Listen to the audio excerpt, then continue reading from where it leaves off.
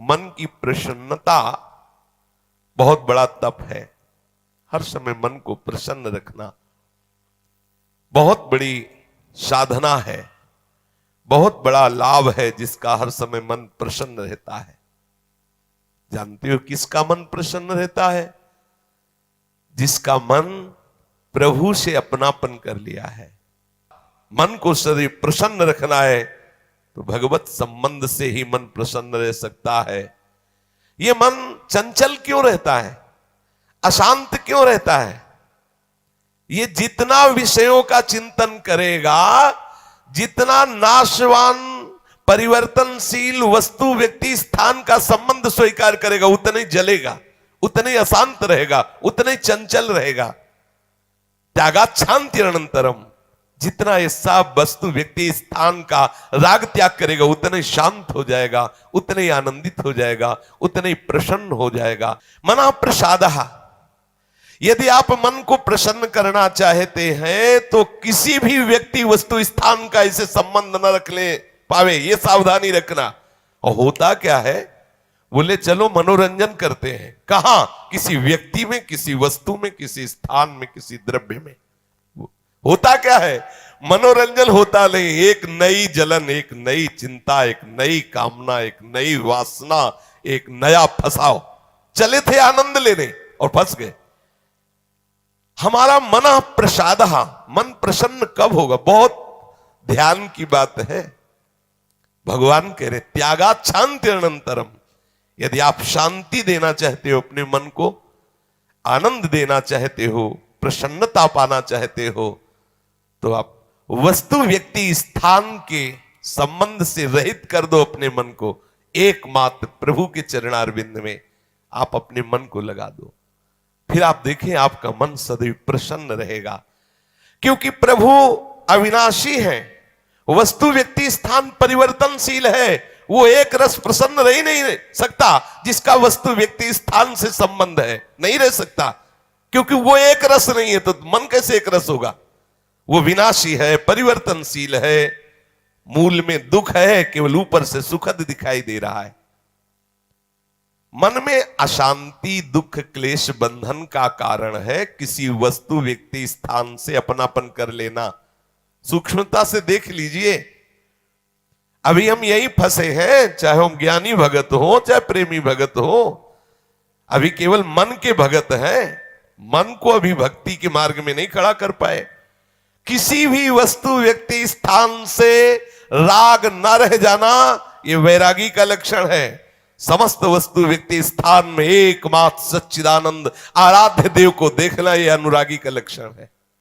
हम देखें कि हम ना तो वैरागी है ना अनुरागी है, हम तो रागी है। हर वस्तु व्यक्ति स्थान से हम सुख भोगना चाहते हैं। देख लो, अगर ऐसा नहीं तो फिर मन जाएगा ही नहीं। जब तक सुख की लालसा नहीं, तब तक मन जाने वाला नहीं। इसको जहां जहां सुख का मिलने का भाव है, वहीं वहीं ये जाता है। जब धन, संपत्ति, स्त्री, पुत्र, नाना प्रकार की भोग सामग्री, इनमें हम अपनापन कर लेते हैं तो मन हमारा चंचल हो जाता है। सबका प्रश्न होता है, मन भजन में नहीं लगता, चंचल है। मन चंचल आपने किया है, आपको ही छोड़ना पड़ेगा। आपने वस्तु व्यक्ति स्थान से संबंध कर लिया है, वो चंचल, परिवर्तनशील, नाशवान, वही लक्षण मन को आ रहे। और आप अविनाशी प्रीतम से अपना संबंध कर लो, देखो कितना आनंद मन में रहता है, कितनी प्रसन्नता रहती मन में। भगवत चरणारविंद का आश्रय लेने वाला हर समय प्रसन्न रहता है, ये पहचान है। भारी से भारी विपत्ति में भी उसका हृदय आनंदित रहता है, क्योंकि ये विपत्ति संपत्ति बाहरी बात है। वो जिस आनंद में मगन है, वह न विपत्ति का, न संपत्ति का, दोनों का प्रवेश नहीं, न हर्ष न शोक का। इसलिए मना प्रसादा, साधक ध्यान दे संतुष्ट येन केनवा। हर परिस्थिति में मन को प्रसन्न करना सीखे, प्रसन्न रखना सीखे। परिस्थिति में प्रसन्न तभी रह सकते हैं जब भगवत चरणारविंद का आश्रय नहीं। कभी परिस्थितियां किसी को चैन नहीं लेने देती, कभी संयोग, कभी वियोग, कभी हर्ष, कभी शोक, कभी अनुकूल, कभी प्रतिकूल, कभी मान, कभी अपमान, इसी द्वंद्व में हम पिसते रहते हैं। तो मन कहां प्रसन्नता का अनुभव कर पाता है। मन की प्रसन्नता के लिए सांसारिक वस्तु, व्यक्ति, परिस्थिति, देश काल, घटना आदि को लेकर के हम अपनापन, अहम करके उसे ना माने। जैसे ये व्यक्ति मेरा है, ये वस्तु मेरी है, ये स्थान मेरा है, ये अमुक अमुक मेरे। अब आपका मन प्रसन्न नहीं रहेगा, जलेगा, अशांत रहेगा।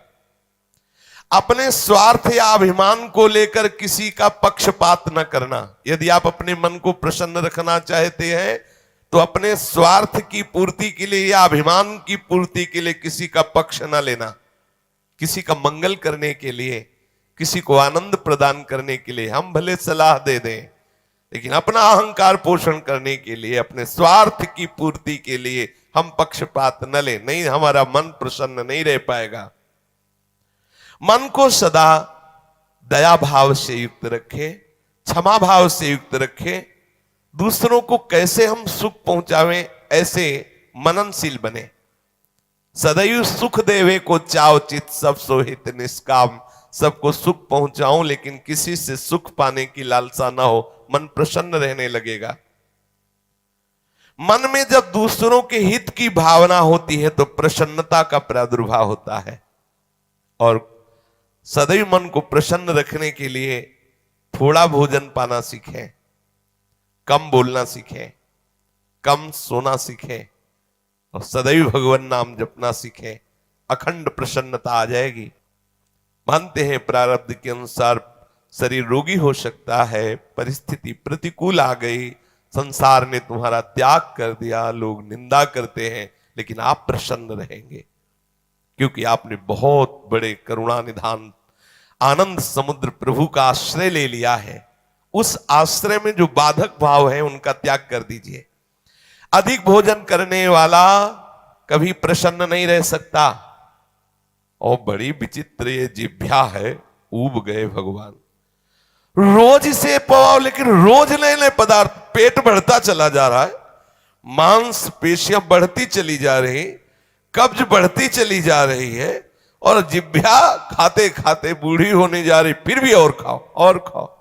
पता नहीं कब तक खाओ खाओ खाओ। भोजन पर साधक ध्यान दे, नहीं तो आनंद का जो विषय मन की प्रसन्नता है वो आप नहीं धारण कर पाएंगे। बोले हित परमित भोजी, थोड़ा सरल, स्वाद रहित, स्वास्थ्य वर्धक, सतोगुणी भोजन पाया जाए।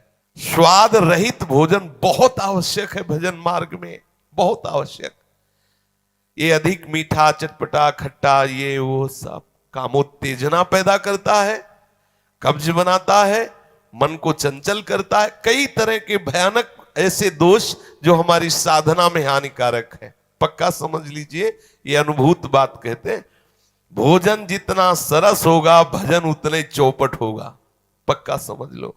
ये भोजन बहुत घातक वस्तु है, बहुत घातक वस्तु है। साधक इस बात पर ध्यान दे, ये भोजन हमें मारे डाल रहा है। हमारा जीवन भगवत प्राप्ति के लिए है और ये आज पा लिया, वो पा लिया, ये गुलाब जामुन, ये लड्डू, ये वो, बस बुद्धि में विचलता, भगवत चिंतन रहित और नाना प्रकार की वासनात्मक खेल की कामनाएं, कल्पनाएं, ये भोजन के कारण। बहुत आवश्यक है भोजन सुधारना। भोजन नींव है परमार्थ की। जैसा खाओ अन्न वैसा बने मन। तो मन प्रसाद कैसे प्राप्त होगे, क्योंकि आपका भोजन ठीक नहीं है।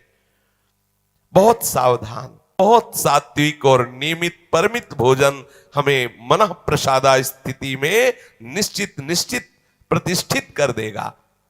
दूसरा, नित्य में एकांत सेवी।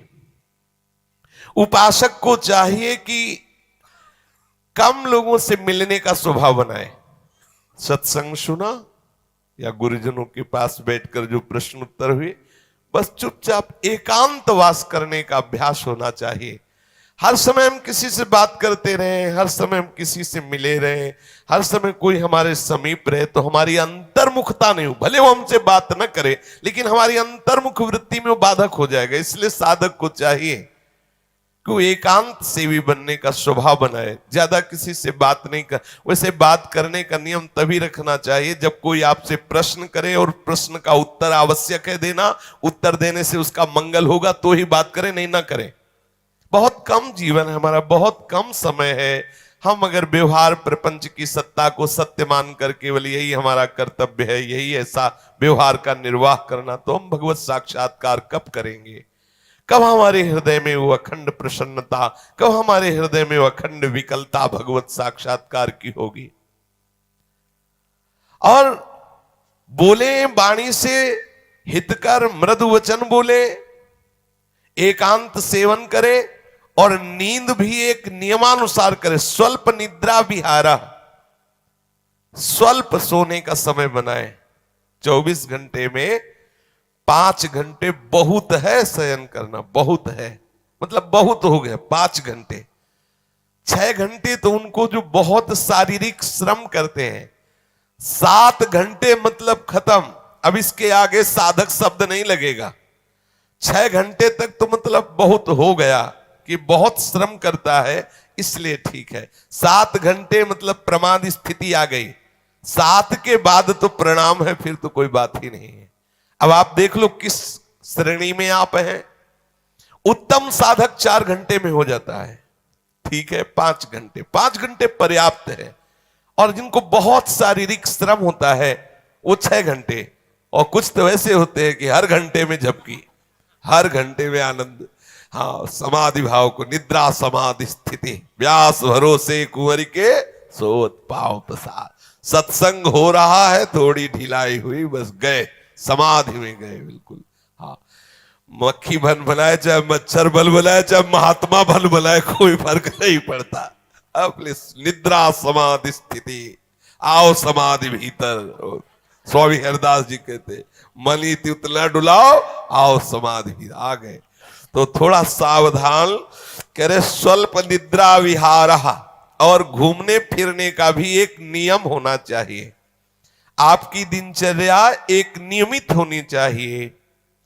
यदि आप नियम के अनुसार भोजन, नियम के अनुसार शयन, नियम के अनुसार घूमना और नियम के अनुसार बोलना चालना रखेंगे नियम से, तो आपका मन बहुत शीघ्र भगवत चरणारविंद में लग जाएगा। भगवत चिंतन से मन में प्रसन्नता आ जाती है। यदि आप ऐसा करेंगे तो आपका मन सदैव प्रसन्न रहेगा।